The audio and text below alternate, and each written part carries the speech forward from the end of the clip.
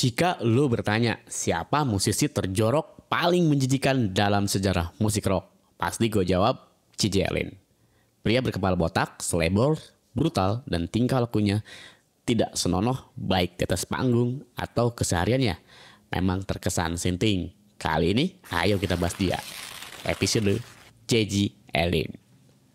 Oh ya, channel ini akan bahas apapun yang gue suka dan tidak suka. Sebelum itu, lu pada support gue dengan cara subscribe, like, and share. Oke, standar lah. Yuk, kita bahas Gigi Allen. Mungkin lu bertanya, kenapa seorang Gigi Allen dinobatkan sebagai musisi paling jorok? Karena si Gigi Allen ini kerap kali lepas kontrol saat berada di atas panggung, sembari mabuk dalam keadaan mabuk tanpa selai benang atau telanjang bulat, guys. Gigi Allen pun kerap kali terlihat seperti orang gila di tengah keramaian hingar-bingar pesta atau panggung sebuah gigs.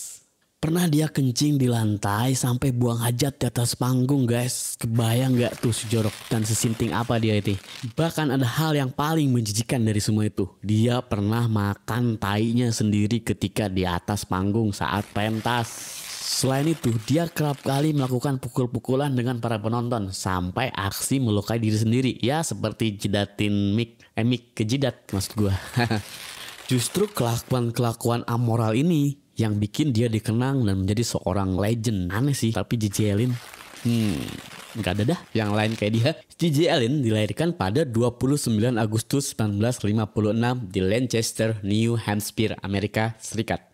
Dan uniknya, ayah seorang Gigi Allen ini adalah seorang Kristen yang sangat taat, dan dia memberikan Gigi Allen selipan nama Yesus Christ di nama lengkap Allen yang sebenarnya.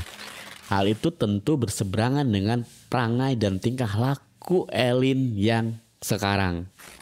Nama Gigi itu didapat dari kakaknya karena sering banget dia manggil JJ, akronim dari kata Yesus atau singkatan dari Yesus gitu loh. Namun pada akhirnya kedua orang tua Gigi Allen ini memutuskan untuk bercerai. Semenjak itu Allen dan saudaranya tinggal bersama ibu dan ayah barunya. Babak baru hidup Allen dimulai. Dan masa mudanya ini kurang bahagia, guys, kalau kata kakaknya. Sebab Allen sering banget dibully oleh teman-temannya ketika dia saat remaja. Nah, dari situ tuh dia mulai tumbuh liar dan mulai agak-agak ngaco gitu kayaknya. Saat mulai beres sekolah di tingkat menengah atau SMP di Concord High School di Vermont, Allen mulai berkenalan dengan musik saat itu. Ia membentuk band bersama teman-temannya bernama Street Church dan mulai memainkan musik-musik cepat khas gaya punk rock seperti Galileo dan Jesus in New York. Selang beberapa tahun kemudian, di periode tahun 1977 sampai 1984, Allen pun tampil sebagai pentolan untuk unit punk rock bernama The Jaivers, di mana dirinya turut didaulat sebagai vokal sekaligus drummer. Album perdana Gigi Allen muncul di tahun 1980. Opus berjudul Always Was Is and Always Shall Be menjadi tonggak penanda karir Allen di industri musik.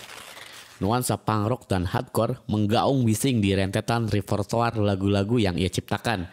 Di tahap ini pula Gigi Allen mulai tumbuh tak terkontrol, beringas, dan ngaco. Penggunaan barang-barang haram sering mulai dilakukannya. Allen mulai adiktif dengan heroin dan alkohol. Terkadang ia sampai menelan pil sembarangan tanpa menanyakan balik pil apa yang sedang dikonsumsinya itu.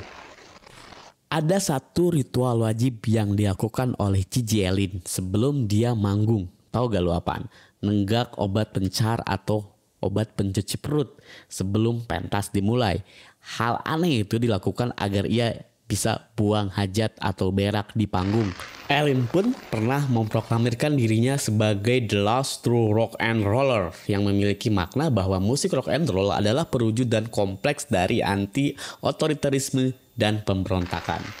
Akibat dalil sesat yang ia tanamkan dalam pikirannya itu, ia juga mengaku sering melakukan tindakan pidana seperti melanggar serta masuk ke dalam hunian orang tanpa izin, perampokan, sampai kekerasan seksual kepada lawan jenis.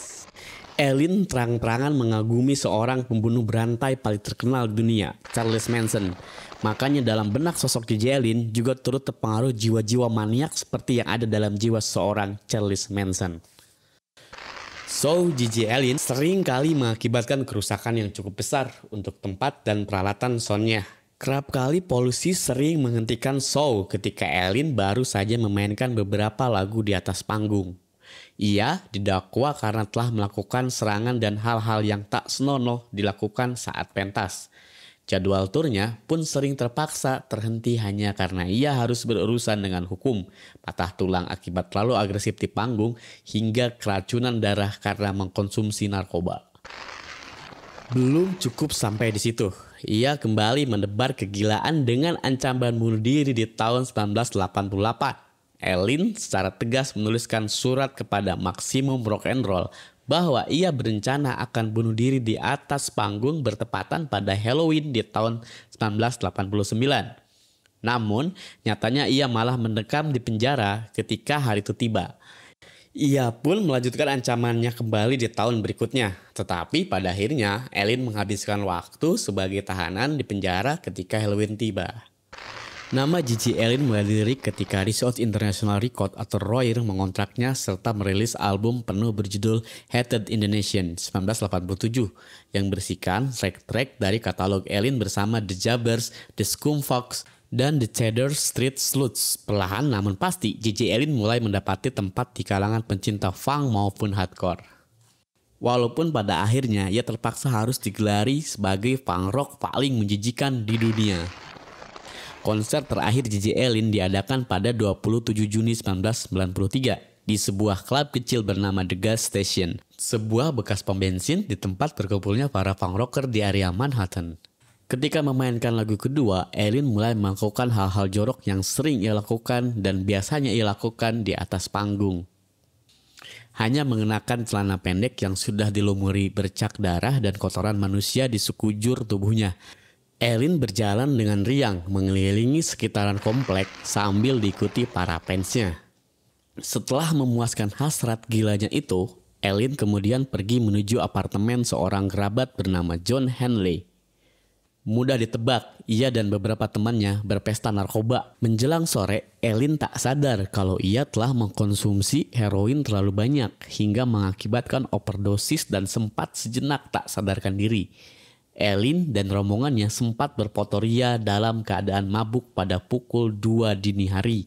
Namun kondisi Allen tak terlihat kalau ia sebenarnya telah memasuki tahap awal kerusakan pernapasan. Tak lama berselang pada 28 Juni 1993, musisi Sinting itu tewas akibat overdosis heroin dalam usia yang terbilang masih hijau 36 tahun. Setelah mati pun, Allen sering diperlakukan secara menjijikan dan tragis. Jenazah Allen baru dikebumikan pada 3 Juli 1993 di tanah kelahirannya, New Hampshire. Di pemakaman, kondisi Allen sungguh memprihatinkan. Perlahan mayatnya sudah mulai membusuk sebelum ia diletakkan di liang kubur. Allen dipakaikan jaket kulit berwarna hitam kesayangannya, sedangkan di bagian bawahnya hanya dipakaikan celana dalam kotor bertuliskan "Eat me" atau makan aku, tepat di atas bagian vitalnya. Ketika mengiringi Allen menuju pemakaman, teman-temannya pun menyodorkan sebuah mikrofon ke mulut Allen sambil diajaknya bernyanyi. Tak lupa sebuah botol minuman keras diletakkan tepat di sampingnya dalam peti. Seraya memutarkan tembang "When I Die", ketika aku mati. Begitulah kisah-kisah Allen, seorang musisi yang paling jorok yang pernah ada. Bagi teman-teman, ada yang lebih jorok dari itu? Silahkan komen. Lanjutkan nih konten kayak gini. Gue baru nyoba-nyoba aja sih. Mohon maaf nih kalau suaranya kurang jelas atau narasinya kurang pas. Thanks.